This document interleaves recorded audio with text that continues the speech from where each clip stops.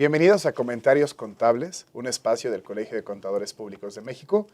Los saluda Daniel Medina, asesor de la Vicepresidencia de Comunicación e Imagen, y el día de hoy vamos a estar reflexionando sobre el tema fortalecimiento y acompañamiento del programa de integridad de la Secretaría de la Función Pública. Como sabemos, la corrupción ha sido un tema que ha afectado no solamente a nuestro país, sino también a más países en América Latina.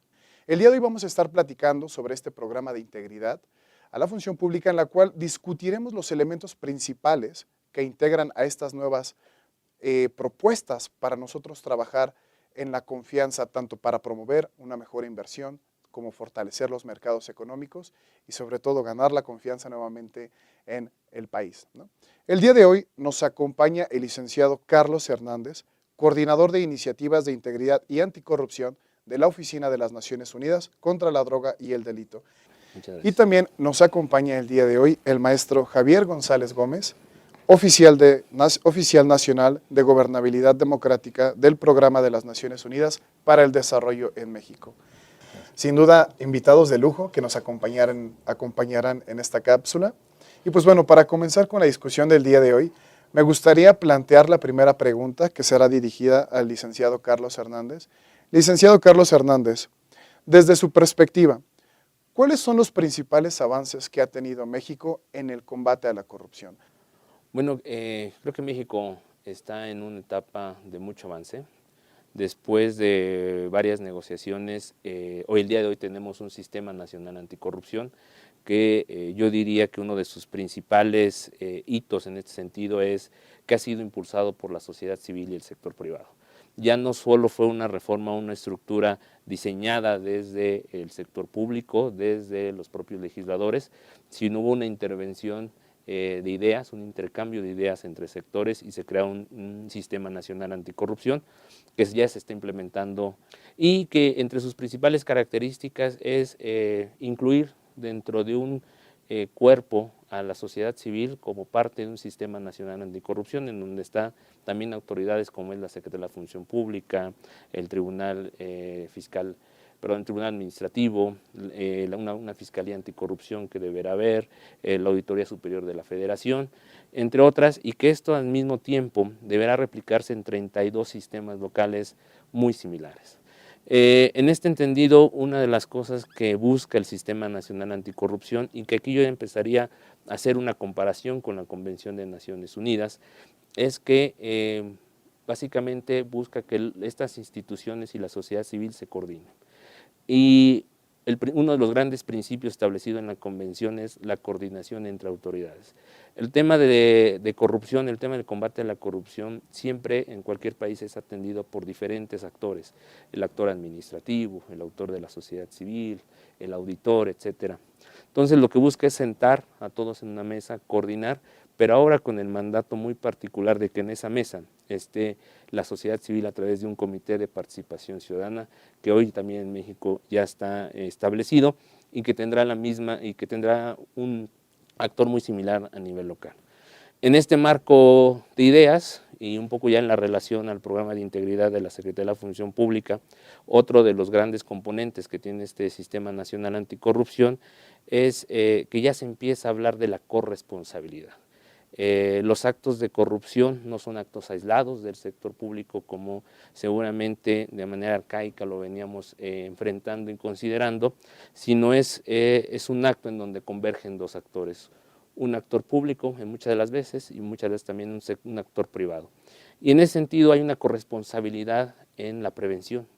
Y parte de esa corresponsabilidad, y así lo establece también la Convención en un artículo muy particular, es involucrar al sector privado y a la sociedad civil.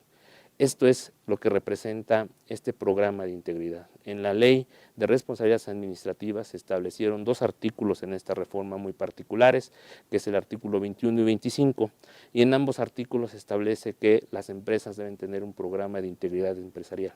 Entonces, hoy es mandatorio, es algo que les preocupa a las empresas y que el programa lo que va a buscar es apoyar a que se tenga estas capacidades de parte de las empresas, porque son ellos también los que están en riesgo. Cómo responder ante situaciones en donde está involucrado la corrupción, cómo darle habilidades a los representantes de las empresas, llámese contadores, llámense abogados, llámense apoderados, etcétera, para poder enfrentar y prevenir este flagelo. Suena bastante interesante la estrategia que está desarrollando México, pero se me hace algo contrastante como Transparencia Internacional. Bueno, me gustaría que nos platicara un poco acerca de quién es Transparencia Internacional para las personas que nos escuchan, que a lo mejor y no conocen esta organización. Pero Transparencia Internacional nos ha colocado, a pesar de estos avances que menciona, sobre procesos que tienen que ser cada vez más transparentes, sobre códigos de ética, códigos de conducta. Este año se nos otorgó una calificación de 30. Si vemos el resultado de este índice de percepción de la corrupción, el 30 está empatado con países como Sierra Leona. Esto quiere decir que entonces la corrupción podría estar equiparada en nuestro país a niveles como Sierra Leona. A pesar de estas iniciativas, ¿qué le hace falta a México? ¿Por qué este problema sigue creciendo? Entonces, para puntualizar, platíquenos Transparencia Internacional, quién es, qué hacen y por qué cree usted que nos haya puesto a México en esta situación de tener un puntaje de transparencia de 30 y cuáles son estos retos a los que se enfrenta México. Transparencia Internacional es una organización de la sociedad civil que tiene su capítulo en México, que es uno de los actores, yo diría, que más ha impulsado y apoyado en la conformación de este Sistema Nacional Anticorrupción. Y como tú bien comentas, hace estudios de percepción de la corrupción. Aquí hay que apuntar ese dato muy en particular. El estudio de percepción es un estudio que son herramientas que venían siendo la que utilizamos para medir la corrupción. Una de las grandes dificultades que se tienen en tema de medir la corrupción es que es un delito que es muy difícil de documentar, a diferencia de otros. Y por eso, durante mucho tiempo, Transparencia, que es yo creo que uno de los principales organismos que ha desarrollado esta metodología, se ha estado midiendo a través de la percepción. Hoy, tanto México como otros países, y en particular también la Oficina de Naciones Unidas contra la Droga y el Delito, está buscando también en hacer más precisa esa medición, ¿no? Si tú, y eso me pasó hace poco en una reunión que he estado haciendo algunos experimentos con la audiencia, si tú consultas a una audiencia, a un número de personas sobre cómo perciben diferentes situaciones, la corrupción, la seguridad en su país, seguramente muchos en materia de percepción porque han escuchado que el fenómeno se da, porque lo han visto de alguna otra manera, pues la mayoría de ellos, si no es que todos, levantarán la mano. Sin embargo, si empezamos a desarrollar algunas preguntas con una metodología mucho más precisa, para ver quiénes han tenido esa experiencia en seguridad, en asaltos, en corrupción, algunos experimentos que estamos haciendo desde la oficina indican que se van reduciendo. Y Transparencia Internacional también está buscando, porque lo hemos conversado a nivel internacional, cómo medir de manera más eficiente el fenómeno de la corrupción. Sí, es una herramienta que nos ha ayudado mucho en ese sentido a ver cuál es el problema, que los países puedan tener cierto nivel de conocimiento, pero también puede ser un instrumento que estamos buscando entre todos, comunidad de la sociedad civil, comunidad internacional, mejorarlo. En cómo nos vemos con otros países es mucho en realidad la metodología que se debe usar, a cuántos se entrevistan, etcétera. Lo que sí te puedo decir es, seguramente hay una desconfianza generalizada en el país, ¿no? Entre instituciones, y yo diría entre los mismos sectores. Los sectores, en muchos de los ejercicios también que hemos hecho, no solamente para temas de corrupción, sino para otros temas, vemos que hay esa desconfianza generalizada entre los mismos sectores, sociedad civil, sector privado, sector público. Ha habido una falta seguramente de comunicación. Nosotros cuando empezamos a trabajar el tema de combate a la corrupción en México, empezamos con un tema muy concreto y complejo, las compras públicas.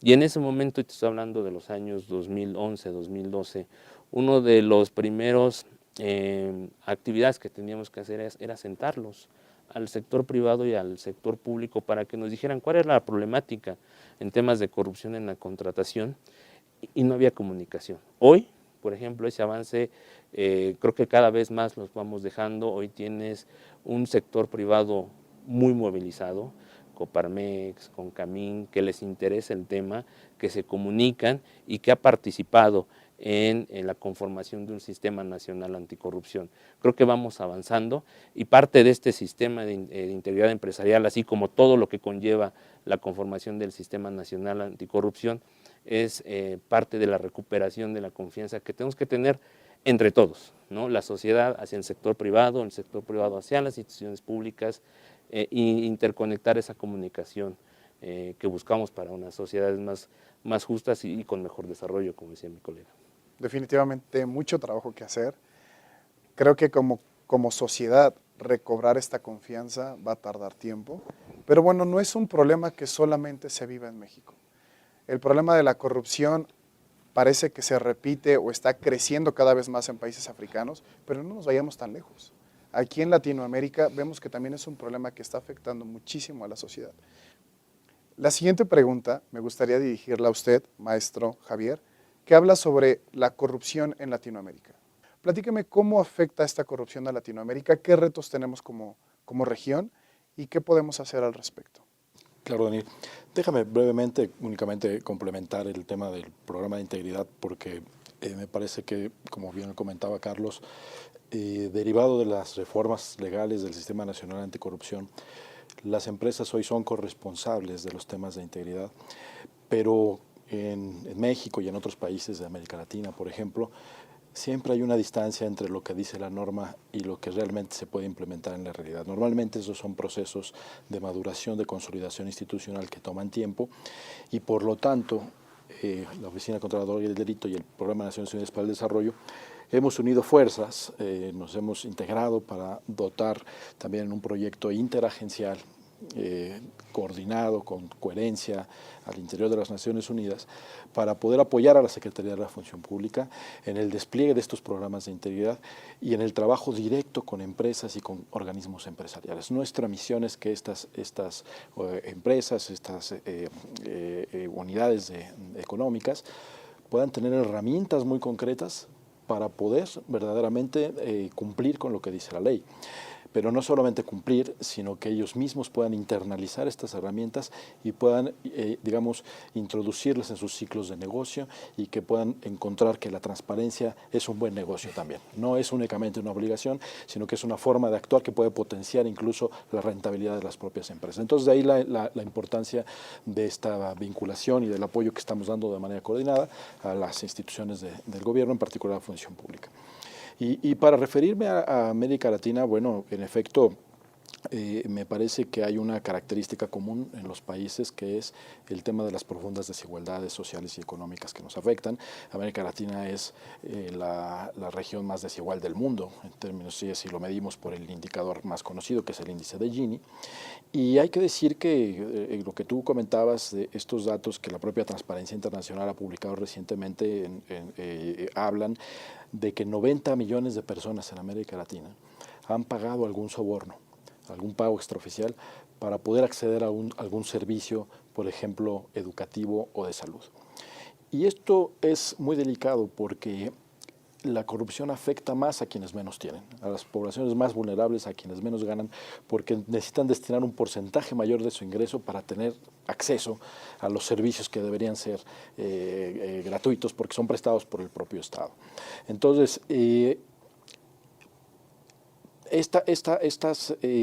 acceso a la educación, al trabajo, a la salud, son los determinantes más importantes del desarrollo de las personas. Por lo tanto, la corrupción agrava la situación de la desigualdad y por eso en América Latina es un fenómeno todavía más sensible, más doloroso, ¿no? Entonces yo te diría, para terminar de contextualizar tu pregunta, que dentro de Naciones Unidas desde 2015 estamos trabajando para apoyar el cumplimiento de las naciones de las metas e indicadores de la Agenda de Desarrollo Sostenible 2030. Esta agenda que en 2015 se aprobó por 193 países en el marco de la Asamblea General de las Naciones Unidas y que consiste en 17 objetivos, 169 metas, 232 indicadores. Bueno, uno de estos 17 objetivos tiene que ver precisamente con el tema de corrupción, con el tema de gobernabilidad, con el tema de transparencia, con el tema de instituciones sólidas, desde el punto de vista de que estos temas de rendición de cuentas, de confianza que tú estás señalando de la ciudadanía, son habilitadores para el cumplimiento del resto de la Agenda 2030. Es decir, si tú no tienes políticas eficaces contra la corrupción, rendición de cuentas, transparencia y otros valores democráticos, va a ser muy complicado que se cumplan las metas en el ámbito social, en el ámbito educativo, en el ámbito medioambiental. Entonces es importante que consideremos que el Concierto de las Naciones está viendo el tema de corrupción como un tema fundamental a atacar de frente para poder avanzar en el resto de los indicadores de desarrollo. Gracias, maestro, por su respuesta. Y ahora, en esta transparencia, en estos procesos que estamos buscando implementar, ¿cómo llega este nuevo programa de fortalecimiento e integridad para la función pública a ayudarnos a ganar esta confianza? ¿Qué retos tenemos en esta materia para poder generar estas inversiones que hablábamos al inicio, esta confianza en los mercados y generar que cada vez más personas vengan a nuestro país? ¿Cómo viene a ayudarnos y qué retos tenemos, maestro? Bueno, hay múltiples retos. Yo partiría de otro dato que el Banco Mundial ha estado calculando los últimos años, y que es que el costo de la corrupción en términos económicos puede llegar hasta el 9% del Producto Interno Bruto. Estamos hablando de una distorsión importante a los esquemas, digamos, económicos de un Estado, de una sociedad, y por lo tanto, bueno, toda esta infraestructura de instituciones, de normativas que se ha estado generando en México tiene que consolidarse, ¿no? Entonces, un primer reto para responder tu pregunta que yo veo es precisamente que este sistema nacional anticorrupción, que los sistemas estatales anticorrupción, que toda la normatividad que le da vida pueda consolidarse, pueda operar, puedan realmente observarse los mecanismos de coordinación que pide la Convención de las Naciones Unidas entre las diferentes instituciones, pero también estos esquemas de corresponsabilidad con el sector privado. Un segundo elemento que yo señalaría es trabajar con la sociedad para incrementar esta confianza. Por ejemplo, la cifra negra, el número de delitos que efectivamente se denuncian, de delitos relacionados con la corrupción, es de 9%. Entonces, hay un gran número de prácticas de corrupción que no se denuncian, y eso habla de una gran desconfianza de la ciudadanía, pero también de cierta aceptabilidad de algunas conductas o de cierta tolerancia que hay que empezar a trabajar. Entonces es nuevamente un trabajo bidireccional. Otro tema es el de la impunidad, es decir, es importante desde luego tener tipificados los delitos, ampliar los plazos de prescripción para conductas graves, es importante ampliar las penas para la comisión de delitos de corrupción, pero también es muy importante incrementar la posibilidad de ser sancionado, de ser efectivamente castigado cuando tú o cualquier persona incurre en un acto de corrupción. Entonces, el tema de la impunidad también está muy en el centro de los temas de confianza y de la relación entre la sociedad y el Estado. Y por último, yo diría que es muy importante también la parte de la participación ciudadana, ¿no? De fomentar esquemas de gobierno abierto, de mayor información pública, de toma de decisiones coparticipativa, de co-creación de políticas públicas para que los ciudadanos verdaderamente sean parte del diseño, la implementación y la evaluación de las políticas públicas. Esto ya es digamos, un nuevo paradigma de la gobernabilidad, en donde la presencia de los ciudadanos es cada vez más importante y en donde el Estado sigue siendo muy importante, sigue siendo un actor central, pero ya no único, y ya no puede tener por sí mismo todas las respuestas y todas las soluciones. Gracias, maestro. Hablando de estas estrategias y los retos a los que nos enfrentamos, me gustaría dirigir la siguiente pregunta a usted, licenciado. Si hablamos de este programa de integridad, sabemos que tenemos medidas de transparencia, canales de denuncia, pero ¿qué tanto está haciendo frente esto que estamos implementando a los nuevos canales que han encontrado estas personas, estos funcionarios, estos gobernadores, para encontrar cómo darle la vuelta a las políticas, incluso cómo ocultar sus pasos? ¿Qué tan viable es a cómo ha evolucionado este comportamiento de la corrupción? Este nuevo programa que estamos implementando, ¿es viable o tendríamos que implementar tal vez un punto de comparación con otras jurisdicciones? Que bueno, sería también algo que me gustaría platicar, pero ¿cómo ve usted? ¿Hace frente realmente a estos retos actuales? El programa de integridad empresarial es un esquema de prevención, eso primero es importante señalarlo. En relación al fenómeno de delincuencia organizada que tú comentas, seguramente un programa de esta naturaleza deberá estar acompañado de otra política, incluso en materia criminal. No obstante, te digo, sí apoyará, ¿no?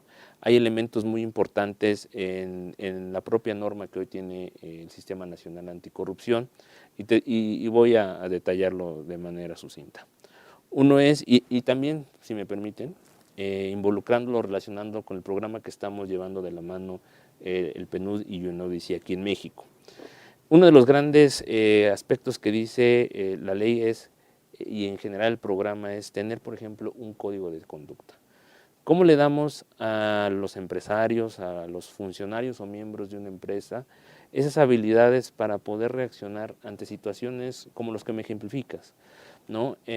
Hoy no solamente es tener un código de ética, que seguramente muchas cámaras o muchas empresas lo tienen, sino es vivir el código de ética. Y aquí tenemos que cambiar a lo mejor un chip todos nosotros, la sociedad, los sectores, el sector público.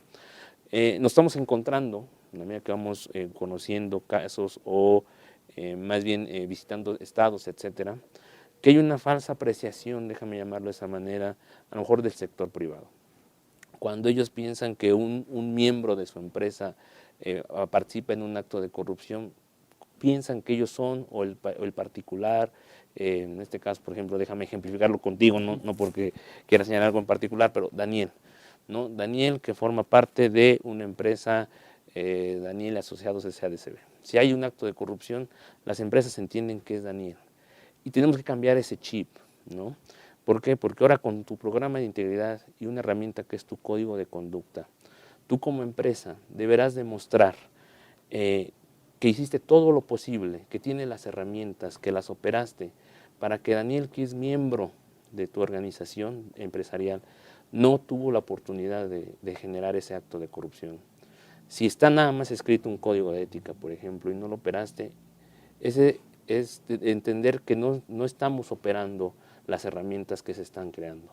El cambio de chip consiste en que al ser Daniel parte de tu organización, te representa, es parte de esa esfera que está generando el acto de corrupción y por tanto, que seguramente Daniel tendrá su responsabilidad particular, la empresa al no operar estos mecanismos tiene también esa responsabilidad.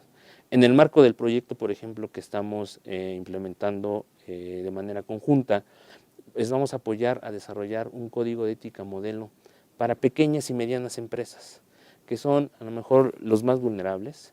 Ellos no tienen un área de compliance como las grandes empresas, ellos seguramente muy pocos tienen el acceso a tener un área contable, un área legal. La misma persona o en una persona, perdón, recae el acto de contabilizar, de representar legalmente, de dirigir la empresa. Entonces, ¿cómo generamos un código que además con su manual respectivo les permita vivirlo, lo que te comento? Otro de las herramientas que estamos y que también lo pide el programa de integridad empresarial es desarrollar un protocolo de análisis de riesgo. Para poder prevenir, para que la empresa pueda prevenir estos actos de corrupción, tiene que conocer su contexto en el que se desenvuelve. ¿Cuáles son esos factores endógenos, por ejemplo, que pueden dar oportunidad a la corrupción? Los factores endógenos, qué es lo que él tiene o qué es lo que le falta, cuáles son sus áreas de oportunidad que tiene que mejorar. Y los factores individuales, ¿no? El director, el empleado, el subdirector, el gerente, ¿cuáles son esas áreas de riesgo? Y nuevamente lo que buscamos es de la mano con otros actores privados. Hoy tenemos alrededor de 20 organizaciones entre cámaras, instituciones, academia, que nos van a ayudar a conformar estos instrumentos, principalmente porque son ellos también quienes conocen esa realidad. A tu pregunta muy concreta, creo que estas herramientas van a ayudar, les van a dar esas habilidades. La empresa y sus representantes son los que conocen más con quién se relacionan. ¿no? Y en ese sentido tener herramientas como un código de conducta que les dé habilidades empresariales para ver con quién se relacionan, con quién generamos negocios, pero al mismo tiempo tener hoy un protocolo de análisis de riesgo para conocer a su cliente o a su socio, son elementos que seguramente sí van a apoyar y que buscarán promover ese intercambio comercial con integridad, como decía Javier. Muchísimas gracias, licenciado, por su respuesta. ¿Qué nos llevamos de tarea, maestro? En México creo que debemos de tomar como referencia otros países. Leyendo precisamente estas estrategias que se han implementado, vemos que se están comparando buenas prácticas que se llevan a cabo en otros países, incluso en instituciones bancarias. Se les hace a los directivos firmar precisamente que conocen, que saben, qué podemos aprender para mejorar, qué nos vamos a llevar de tarea para llevar a México a este nivel y sobre todo, pues bueno, llevar toda la parte de ética, conducta y impregnarla en nosotros, ¿no? No simplemente como que ahí está mi manual, ahí está lo que tengo que hacer, sino vivirlo. Me gustó muchísimo esa palabra. Maestro. Sí, bueno, hay muchas cosas que hacer. Yo creo que parte del análisis que tú empezabas a hacer en relación a los países que son percibidos como más corruptos, pues se complementa con los que son percibidos como menos corruptos. Y en estos indicadores normalmente los países nórdicos, ¿no?, de Finlandia, Suecia, Dinamarca, salen siempre con las mejores calificaciones. Desde luego que hay una distancia entre lo que se percibe y lo que es la realidad de la corrupción, porque el fenómeno se resiste por su naturaleza a ser medido, es un fenómeno clandestino, pero más allá de eso, lo que sí podemos observar en esos países es que, digamos, tienen sistemas políticos con contrapesos efectivos, no solamente entre los poderes del Estado, sino que cuentan también con instituciones verdaderamente independientes, sobre todo las encargadas de estos temas de persecución de conductas irregulares o de delitos, que tienen también amplias libertades públicas garantizadas para los ciudadanos, que tienen esquemas de transparencia y acceso a la información también muy desarrollados. Son países en donde, digamos, los entornos económicos no presentan grandes desigualdades.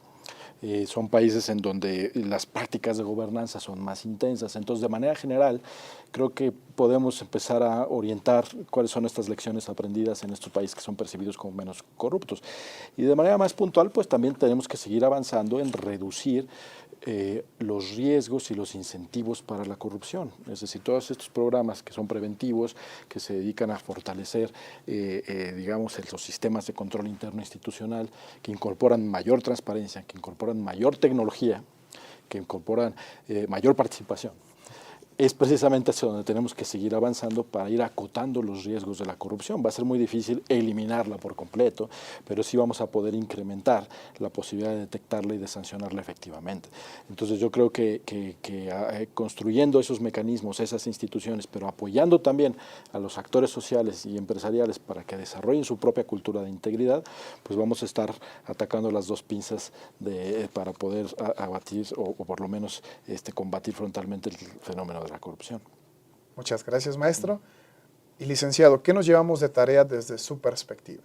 Para conclusión, ¿qué cree que con lo que hemos discutido, con lo que hemos aprendido el día de hoy, los puntos de vista que se han intercambiado, qué considera a nivel personal que sería la conclusión sobre estas prácticas que tenemos, a dónde queremos llegar y los retos a los que nos enfrentamos? Daniel, creo que una conclusión muy importante es tenemos que ser corresponsables. El fenómeno lo tenemos que atender sector público, sector privado. Ahí hay un rol muy importante, ese es el espíritu de la convención. Tenemos un sistema nacional anticorrupción que es creado con el apoyo de sociedad civil y un impulso muy grande del sector privado en México, pero que se tiene que replicar en 32 entidades de nuestro país y que en esas 32 entidades también tenemos sector privado, que también se tienen que involucrar en este ejercicio nacional, diría yo, que estamos impulsando. La convención es muy clara, la Convención de Naciones Unidas contra la Corrupción. Tenemos que desarrollar estrategias de prevención, creo que esta es una de ellas, que seguramente convergen con otras porque es muy extenso, es un tema transversal. tenemos que perseguir, hacer el enforcement, ¿no? Cuando se cometa, tratar de cada vez reducir más la impunidad. Pero hay un elemento que cierra el círculo virtuoso, yo diría, que es la recuperación también de los activos, ¿no?